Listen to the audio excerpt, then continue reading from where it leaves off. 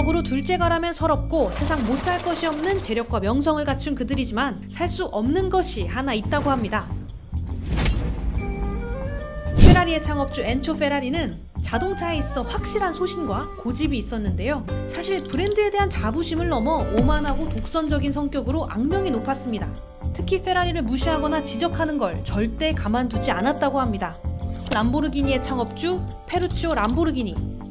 페라리의 클러치 문제를 지적하자 Ferruccio Lamborghini.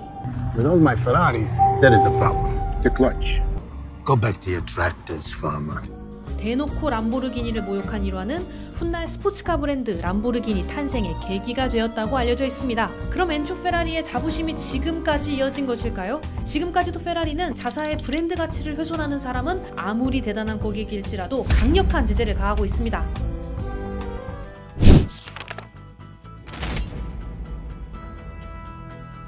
저스틴 비버의 2011년식 페라리 458 이탈리아. 비버는 구입 당시 흰색이었던 해당 차량을 푸른색으로 변경하고 애프터마켓 부품을 추가로 장착했습니다. 그 상태에서 차량을 경매에 내놓았는데요. 이 모든 행동이 페라리의 규칙에 어긋난 행동이라는 겁니다. 페라리는 자사가 내놓은 차량 상태 그대로가 가장 완벽한 예술작품이라고 여기기 때문에 튜닝이나 도색 등을 하기 위해서는 사전에 페라리의 허가를 받아야 합니다. 또 구입 후 채 1년이 지나지 않은 시점에 판매를 할 경우에도 페라리에게 이를 알려야 하는데요. 저스틴 비버는 이 모든 규칙을 어긴 셈이죠. 오너들의 불법 행위나 사회적 무리도 페라리 입국 컷에 영향을 미칩니다. 2014년 비버의 음주 마약 레이싱 사건도 단단히 한몫했을 것이라 추측되는데 당시 비버는 마이애미에서 술과 마약에 취한 채로 드래그 레이싱을 시도하다 경찰에 붙잡혔습니다. 드래그 레이싱은 직선 코스를 나란히 출발해 피니시 라인에 들어오는 순서대로 순위를 매기는 레이스인데요. 우리나라에서는 이 같은 공도 드래그 레이싱을 안전운전의 의무 위반으로 보고 처벌하고 있습니다. 이렇게 단단히 미운 털이 박힌 비버가 결국 블랙리스트에 올랐다는 겁니다.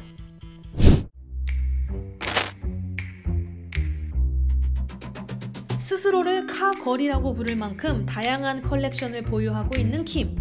그런 그녀의 차고에서 페라리가 사라졌다?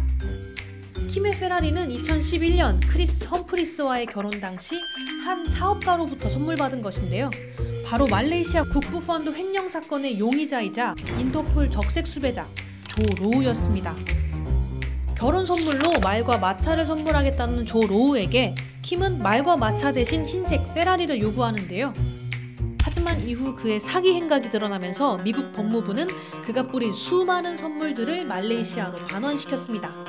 조 로우에게 90억 원 상당의 보석류를 선물받았던 미란다 커도, 피카소와 바스키아의 작품을 선물받았던 레오나르도 디카프리오도 이 모든 물건들의 소유권을 포기하고 이것들을 정부에 넘겼다고 하니 킴의 페라리도 말레이시아로 반환되었을 것이라 추측되고 있습니다. 페라리는 킴 카다시안이 조 로우에게 페라리를 요구한 것이 자사 브랜드 이미지를 심각하게 훼손했다고 여겨 그녀를 블랙리스트에 올렸다고 알려졌습니다.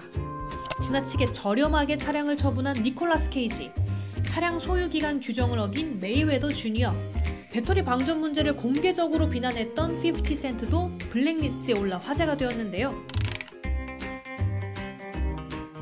이 같은 블랙리스트 논란에 페라리는 스페인의 한 언론사와의 인터뷰에서 실제로 그런 리스트가 존재하지는 않습니다. 다만 일부 고객에게 한정판 페라리를 구입하는데 제한이 있을 수는 있죠. 한 외신은 이를 두고 당신이 페라리를 선택하는 것이 아니라 페라리가 당신을 선택하는 것이라고 표현하기도 했습니다.